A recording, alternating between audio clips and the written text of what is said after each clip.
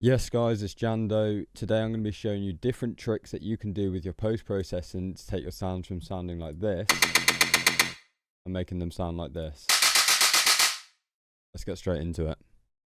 Yes guys, just before we jump into the video, if you're interested in copying preset packs, sample packs, mix and mastering services and a bunch of other stuff, head over to our website, drum&bass.com. I've got all of my stuff on there now that I've finally launched it. We've got the shop, which includes all of the preset packs, sample packs, and it's also got mix and mastering services here. If you head over to the services tab, it will give you more information about the mix and mastering services, as well as what you need to do if you are going to buy them. Soon I'll put up all of my dub packs. My DnB masterclass will be up there very soon as well, with a bunch of other stuff. So yeah, go over to jandodnb.com, check out all of the content, and nice one. So first of all, we've got a few different sounds here that we're going to look at, and I've used different kind of processing tricks on all of them. So for this first patch, the first tip or trick that we're going to look at is going to be a delay trick. So we have this kind of Belgium-y patch that I've made here, and without this little delay trick that I've got going on down here, this is what the patch sounds like. And then even just a flat note as well, just a little stab, and then with the delay enabled,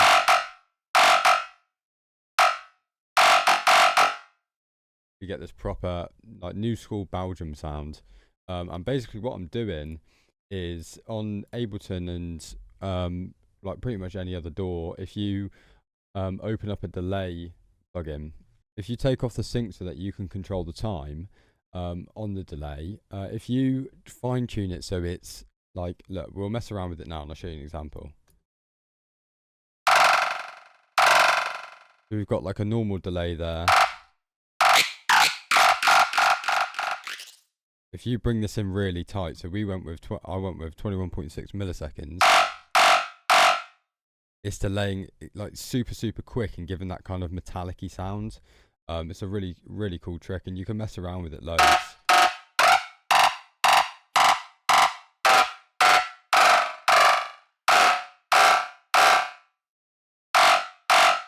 I find that obviously 21.6 sounds the best for me. And yeah, it makes a super cool Belgium sound. Try this with loads of different like styles of basses. You can do it with your drums and stuff to add some really cool effects to your drums for like transitioning into different sections of the drop and whatnot. But yeah, super cool trick. And yeah, let's move on to the next one. The next one here is this again, like Belgium sound. A lot of these tricks are to do with like creating these crazy sounds that you hear in like Belgium tracks and whatnot. So yeah, this is a mixture of that delay trick we've just looked at and then a vocoder as well. And I feel like, I can't know for certain obviously, but a lot of Latte sounds within his like tracks and whatnot sounds like similar to this bass that I've made here. Kind of like a really scratchy fucking, I don't even know how to describe the sound. It's just proper like scat bass. And yeah, the way that I got this sound wasn't just from the delay on its own, but it's mainly the vocoder. So if I take the vocoder off, you have a semi-usable sound there. Like you could probably hear that in a Belgian track, but this vocoder is just changing this up massively. So yeah, all I'm really doing with this vocoder, if I just drag a new one in, all I'm really doing is I'm just rearrange. So again, this sound was like made from just messing around completely, but we messed around with this little section here. I'm not 100% sure what it does, to be honest, but it's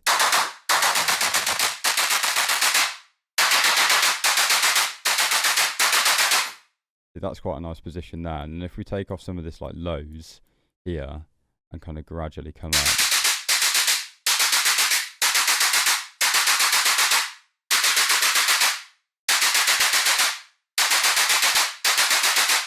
and we've got this kind of like latte sound and gap bass. It's such a weird trick, and I don't know why I kind of thought about it, but I guess just again messing around, one of the best things that you can do with like drum and bass and sound design and whatnot. Yeah, came out with this ridiculous sound that I've used in a couple of tracks now. But yeah, regarding like some of the other post processing, which I haven't really, like, I didn't touch on the previous patch, but it's just distortion. We've got a bit of reverb here, a little bit of EQ, but this, I mean, this EQ is just taking off that low end for us. But yeah, there's not like a massive amount going on with all of this. This is the patch if you wanted to see it. There's not a huge amount going on, and I feel like these sounds can be created with like the Serum patch itself doesn't matter too much. You can kind of create this sound just by doing these like vocoder tricks and whatnot. Like if we messed around with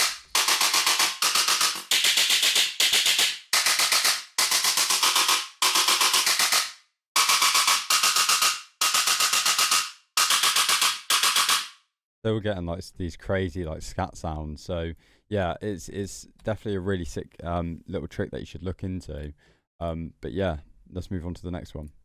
So the next one we're looking at is this kind of Kai inspired or KY inspired bass. This is what it sounds like. Very similar to some of the sounds you've used before. It's a bit of a rough patch at the moment, but again, this patch has been, I've managed to get this kind of metallic-y scat sound through the delay trick. And also we're looking, one of my favorite things to do with bass is to really twist them up.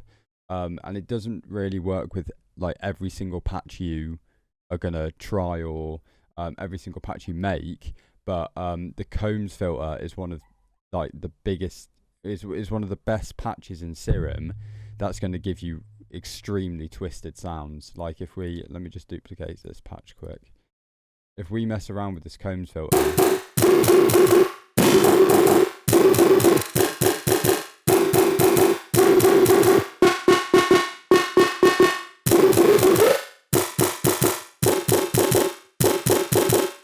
some really ridiculous sounds coming out of it, and mix that with a PHS 48 plus filter in the FX tab as well, maybe a bit of multiband, you can really make some like severely twisted sounds. All very like, again, Belgium-y style stuff. But yeah, this stuff, and then combining that with like a delay filter. So if you combining all of these like tricks together, probably going to come out with some pretty ridiculous sounds. But yeah, let's move on to the next patch and see what I've done on this one. So this is the next patch. I'll just show you a little demo of it.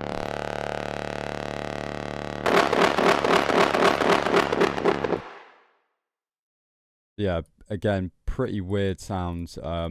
Very like bennyl style, so not really going down the route of Belgium this time. But we're gonna have a look at the patch to show you exactly what I've done with it. Not necessarily in the patch, but this trick is automating the cutoff. And if you're using a filter, so we're automating this cutoff here of the PHS 48 plus filter. And as you know, I use the PHS 48 plus filter a lot. And I've said before, it can give really, really like sick tones to make like weird noises, like, which is obviously a bit of the craze at the moment within drum and bass. But you can get some really nice tones and harmonics out of this filter, but you can also get some really weird noises out of this filter. So much like the Combs filter and the reverb filter, by automating it, I found a point in the cutoff where the sound is extremely twisted and like proper aggressive, which is obviously this section here. And what I did was simply just automating the section, so we have like a nice growl at the start, kind of like a foghorn, and then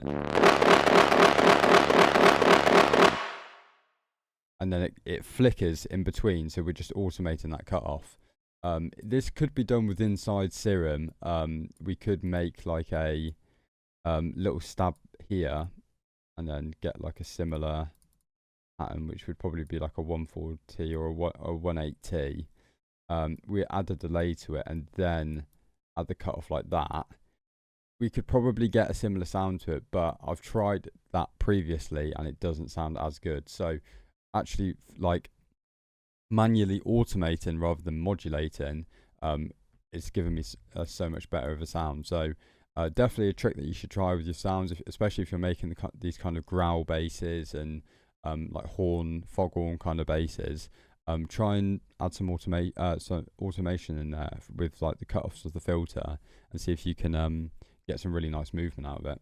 The next one is the patch that I covered yesterday, and something that I didn't really like point out too much with the patch was the trick of getting the natural movement and wobble to basses, which is obviously, I've got a lot of questions about that before.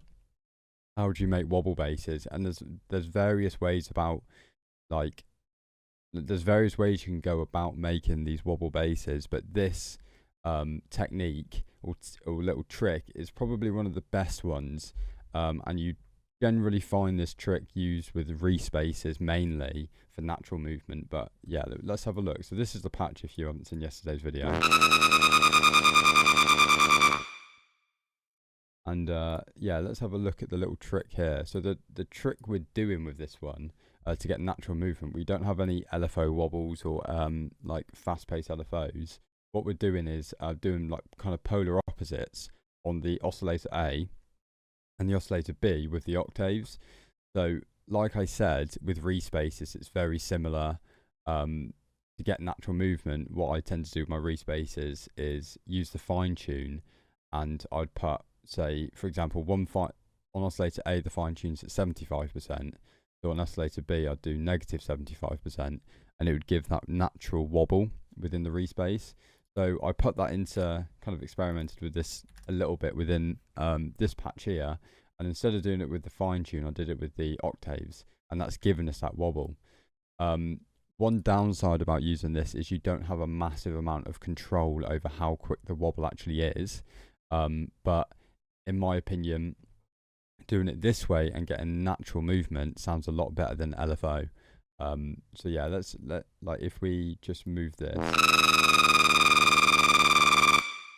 really sick patch, but we can't slow this patch down anymore now. We could try it with the semitones.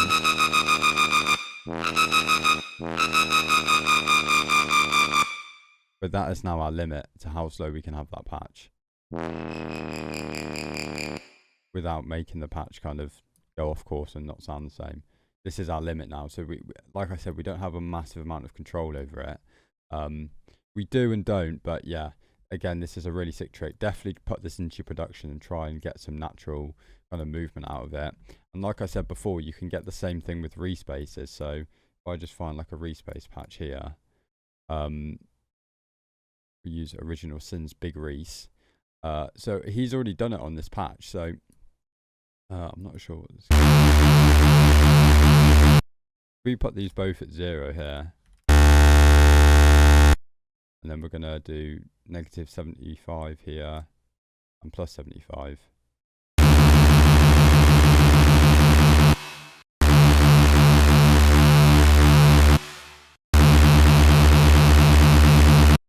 Yeah, that's what I really tend to do with my respaces. So kind of put that into experimenting into a kind of grittier and more like scatty sounds, and it works good. So yeah, definitely a tip that you should try. But yeah, let me know in the comments if you like the video and you want more videos like this, giving tips and tricks about what you can do to improve your sound design and your production overall. Nice one.